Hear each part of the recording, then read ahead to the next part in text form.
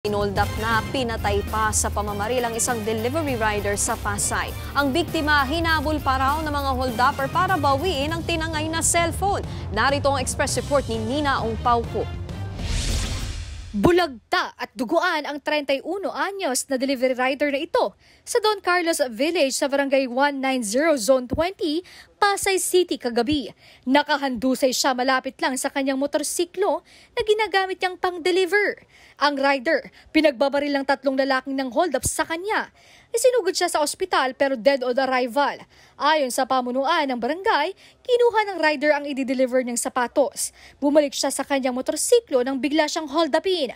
Nung nakasakay na daw, mag-i-start na, biglang inagaw yung cellphone. Hindi niya siguro alam na may dalang barel. Hinabol niya. Pagkahabol niya, papunta na kila Busque, naagaw niya si cellphone. Sabay takbo na rin. Pero sinundan na siya ng 2 putok. Nakatakas ang mga sospek matapos ang pamamaril. Patuloy silang tinutugis ng mga pulis. Napag-alamang dati silang residente ng Pasay at naninirahan ngayon sa Parañaque. Identified na po natin yung 2 suspects po natin, tapos meron po isang alias. So ang ginagawa po ng kapulisan ng Pasay po ay nagkakaroon po kami ng manhunt operation. Meron kaming pinasok na bahay, yun lang po at medyo nakasalisi po sila, nakaalis po sila.